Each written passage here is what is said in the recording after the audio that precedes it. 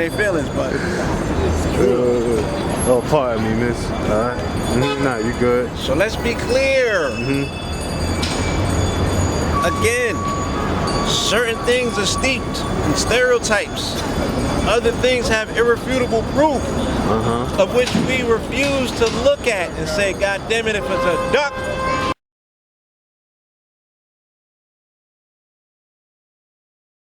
walk like a duck. So there's enough instances, there's enough proof, there's enough cover-up, there are enough articles. It's Googleable, people. This is not hearsay. These things take place. You know what I'm saying? And it wouldn't take place if the suppression of sexuality was not so rampant in the main institution that controls society. Okay? And that's why even down to, because all of that shit was started, a lot of it was started because they wanted to protect the European pale-skinned women from the melanated Moorish man. So the Klan started, you know what I'm saying, instituting the marriage license, all of those different licenses. This is where they come into play. And to this very day, when they quote unquote, because you're talking about the sexuality and the responsibility, but that's based in natural law. But what they did with the artificial law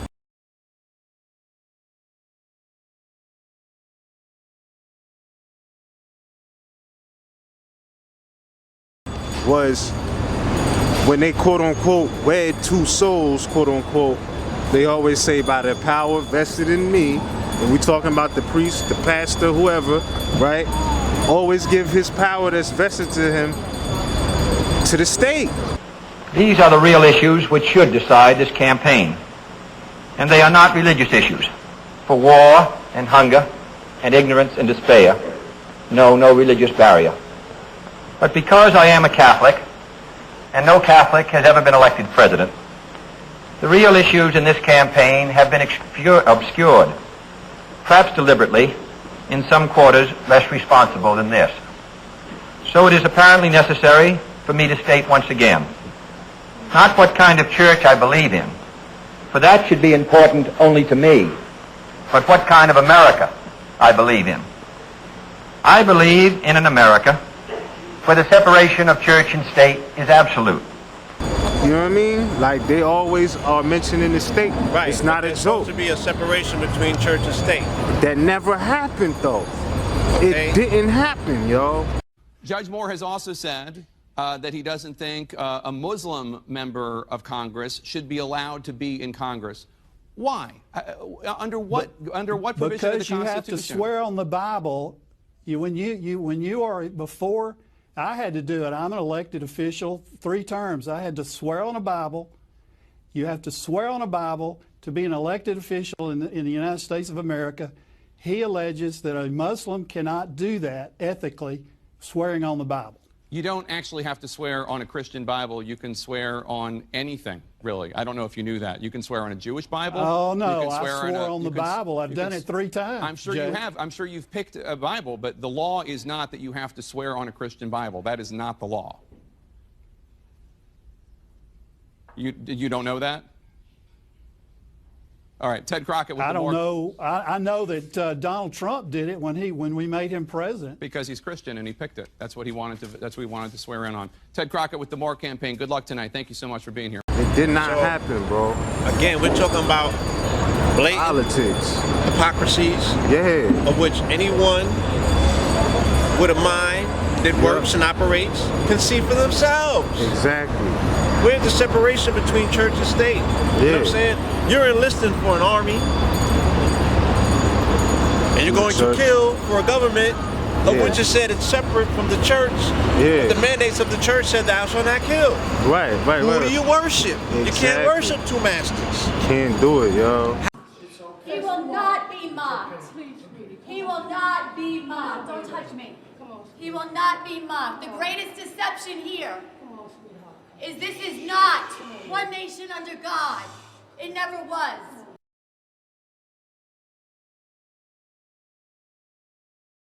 Had it been, it would not have been. No. It would not have been. Constitution would not have been written by Freemasons. They go against God. Where's the separation between church and state? You know what I'm saying? You're enlisting for an army, and you're going to kill for a government of which it said it's separate from the church. But the mandates of the church said thou shalt not kill. Right. Who do you worship? Exactly. You can't worship two masters. Can't do it, yo. You cannot serve two masters. You cannot serve two masters. Praise be to God, Lord Jesus Christ.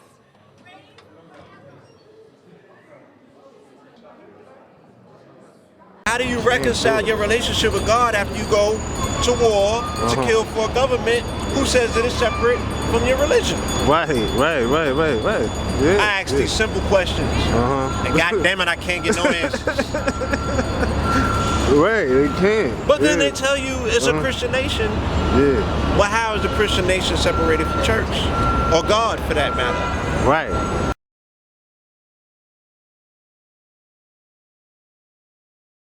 But then what God is it?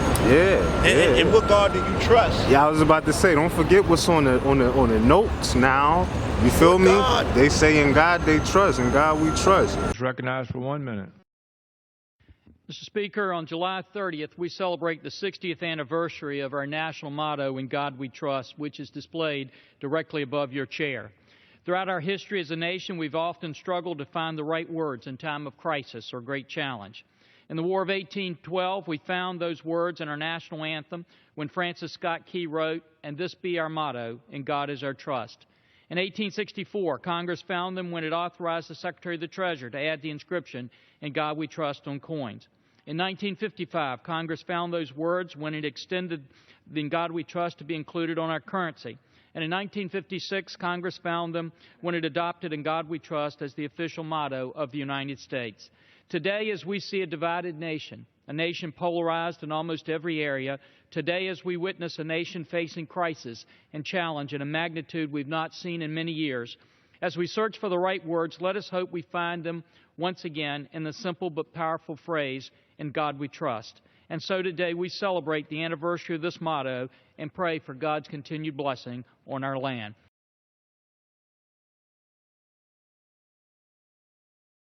And with that, Mr. Speaker, I yield back. What type of trust are you talking about? I'm just, these are the things that got me kicked out of church when I was 13. So now that I'm a few years removed, I'm still asking these questions. Right. Do you have answers for me? Right. Because I need me some answers. Absolutely. You know what I'm saying? I need me some answers. Yeah. It's about time. It is. But that's the main mystery, man. Like, the hypocrisy is crazy, bro. Hypocrisy is crazy. Yeah. And all of their stories is based on theological astrology stories, like you was just mentioning. Jupiter in Scorpio. Scorpio, going back to what you were saying about the death, the rebirth, the resurrection. They say Yahshua, quote unquote, Jesus was resurrected on the third day. All of that is Masonic degrees, you know what I'm saying? But, it's all astrological. Astrological. More so than it is Masonic degrees, yes. Because Masonic degrees are astrological. Yeah.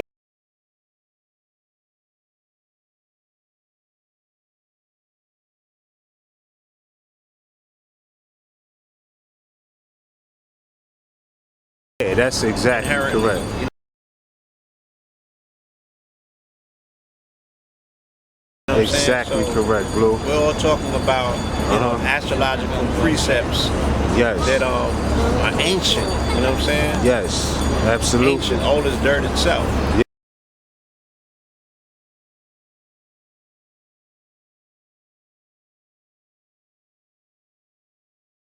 Yeah, because they go back to the story of, you know, Osiris, etc. Yeah, even beyond that. Buddha, that all was of modern. That. Yeah, exactly. In terms of antiquity, if we're talking about how long these stories have been around, that was modern. Right. Yeah, absolutely. That was modern. So we got a lot of history is connected directly through these institutions called the church. But this will also lead you directly into Moorish history, though, when you really go back and see what it is that they did.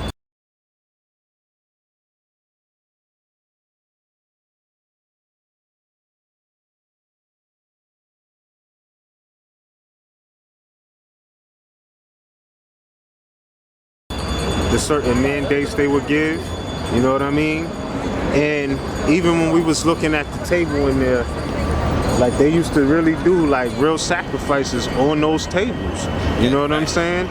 Now they just speak from the podium type of thing, but it's all right in there, bro. We saw the checkerboard floors in the basilica, right? Yeah. Where they give their service and everything.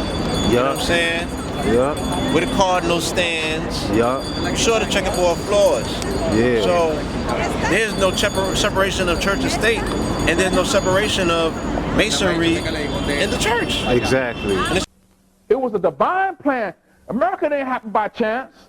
All this was part of the divine plan that this would come about. The Moors then had a plan for a new world order. A one world, new world order. That was a Moorish plan originally. The Europeans inherited that plan through the Masonic Lodge, which was the vehicle by which we civilized and taught the Europeans. And so now when we hear them saying it, we ready to throw out the baby with the bathwater, thinking it's from them. No, we originally laid out that plan for one divine world order. And they merely inherited it. And when we fell off, they still espoused it. Even though many of them are not carrying out right and exact, because you got to understand that the European Masons who run this government, who run the international scene, that they're under certain oaths and obligations. There's certain things that they can't do. There's certain things that they can't speak on. They're functioning more or less in a custodial capacity or fiduciary capacity. They will make custodians. When we were falling from power, we said, all right, you see this throne? We're going to make you custodians of this throne. You're going to become the keepers of the light, not the bearers of the light. We were the bearers of the light. We was one who was able to have to go out there and re-educate the whole human family of planet Earth. We made them keepers, which means that it's but so much they could speak on. You look at their degree structure. Water freezes at what? 32 degrees, right?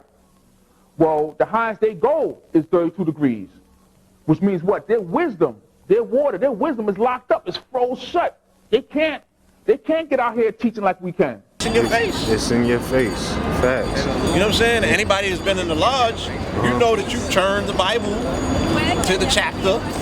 You know, those on a degree. You know what I mean?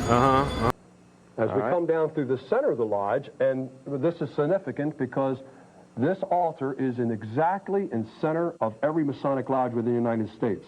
Resting on top is the Holy Bible, the square, and the compasses. All right, you're going to tell us more about why you have these things there and what they mean in Masonry. And we were going to do that on a later ritual, right? All right. So, you know about the three lights?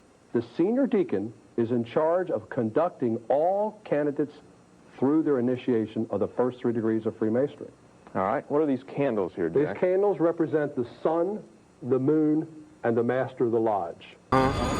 So, you know about the 3 lights?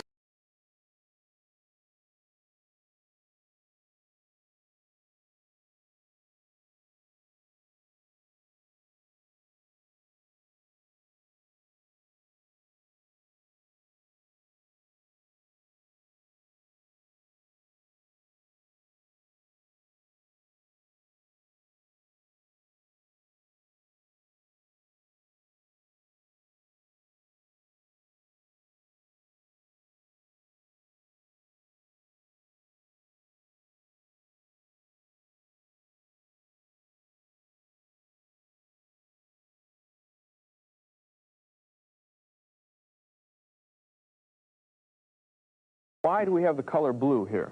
The color blue, according to most Masonic authorities, is used in the Blue Lodge, 1st and 2nd and 3rd degree, because it is a symbol of fidelity. Yeah. Less the lights in the greater, I mean. Yeah. Yeah. Right. But for certain. We know this. Hold on. We know. You can't even be in the lodge if you don't have a religion. Exactly. It is the place of authority in a Masonic Blue Lodge. Over top of the chair is a letter G, found in every lodge within the United States. Okay, what are these chairs down here? Okay, on the left we have the chair of the chaplain. Every lodge must be open and closed with prayer. And in a great many of your lodges throughout the United States, the chaplain is an ordained minister. Exactly. That's a fact. That is a fact. So, but look, check it out though, the checkerboard, that goes into a whole nother theme about world politics and whatnot, because it's all about quote unquote positions of nobility, but for England though. But they got it from Moors though, because you're talking about kings.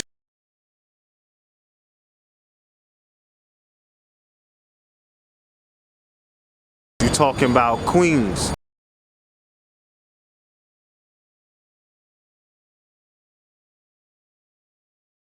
Talking about bishops.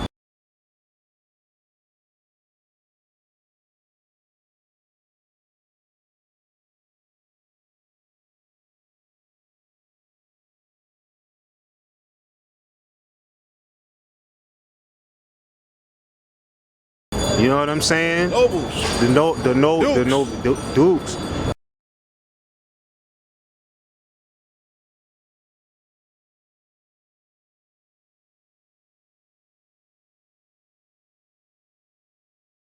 You're talking about knights.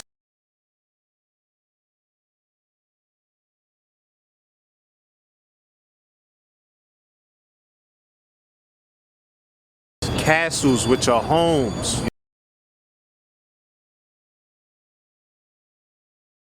You know what I mean? This shit would look like a castle. It's a home. It's building. Mind you, for our people to identify any of those things that you just said with our ancestry and antiquity. They can't make the connection. You have to make it for them. You're talking about castles. Our people can't, they don't have the cultural references to put themselves in castles. I definitely will be documenting about this castle right here. As you can see, the foundation is really, really big. It's crazy. It takes up a whole block by itself. And the artwork is crazy. Let me just zoom in from this angle. All right. Now I'm gonna walk around the whole block so the family could get a good view of this.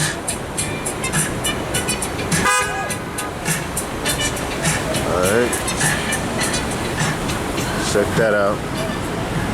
Now I'm gonna cross the street and we're gonna get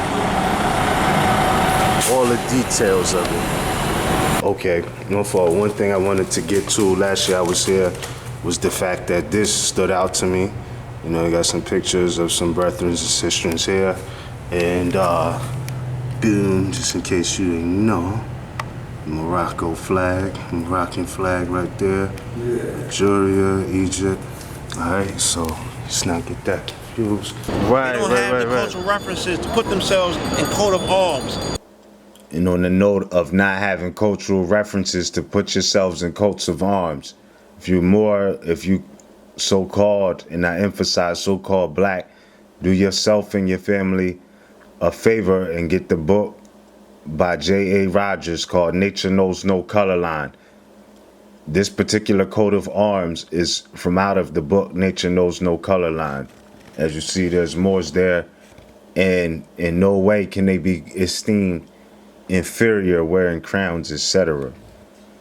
Now, I say that to say that it has a striking resemblance to when Blue Pill and I were inside of the so-called St. Patrick's Cathedral, as you see here. The coat of arms that's on the floor, on the marble floor, it has 15 tassels on each side, totaling 30.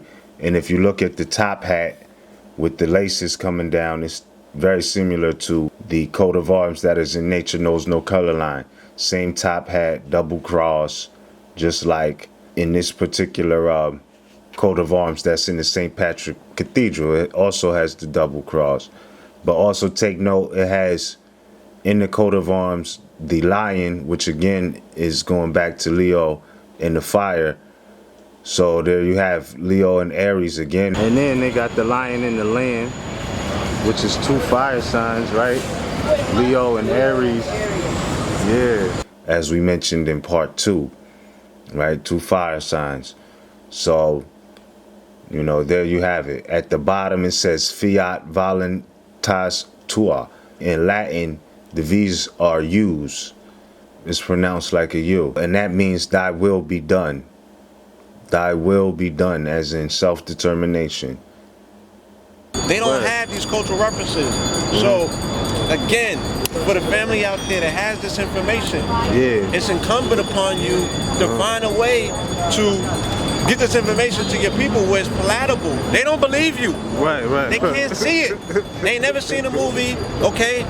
Even when they seen Martin Lawrence, you know what I'm saying? Right. In the Black Knight or what have you, and they was mourning him to death. Look like you can use some help. If you think I need help, you do not understand the game, Moore.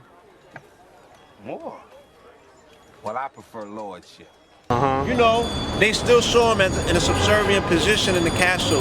They never seen you sitting at the table. They never seen you knighted.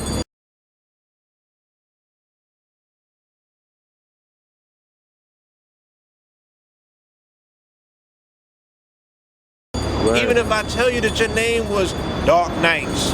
Mind your back, Moore. In times of antiquity. Even if I tell you that you were the noble ones. Even if I tell you all of these things, they don't have the cultural references to put any of that stuff in perspective. You know what I'm saying? So let's not talk down to the people. Let's not assume that they can even grasp what we're saying because they have no cultural references whatsoever to put themselves there. When they were introduced to castles, it was in fantasy realm. You know what I'm saying? And it was Europeans. When they were introduced to the concept of a knight, it was through King Arthur and them. They were Europeans. You know what I'm saying? So when they were introduced to Europe, it was in the vein of Europeans. They didn't show them Moors.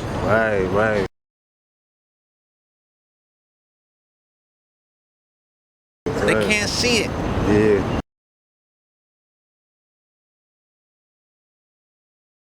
It's impossible for them to, at this point, to reboot.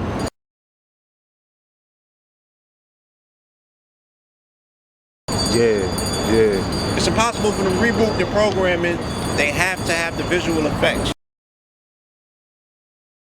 You know what I'm saying? Even when we're showing them proof articles and you know, we're showing them reliefs on walls. Shit, people are going to Europe and they're showing them, you know, the crest, they're showing them everything. And they still don't believe.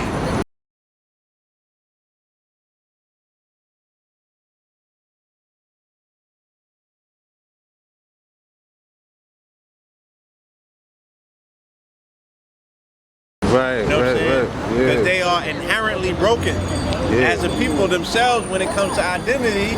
So how can they see themselves noble, let alone in a whole nother country? You know what I'm saying? So for certain, we got. I mean, I just want us to understand that. The blue steel on the blue moons, hot as blue flames, doing blues rooms. Got the blueprints, leaving blues clues. All this blue money that I blew through. I am a king, I am a scholar, I am from royalty, I am T'Challa, Wakanda forever, Killmonger forever. I'm true to Shambhala, I'm new to Kabbalah. The ink of a scholar worth more than the blood of a martyr, worth more than the drugs in the Carter. The sword that can cut through the armor, the Lord that can crush you through karma is such a dishonor. Unplugged from the matrix with digital pills, paid all my dues with indigenous bills.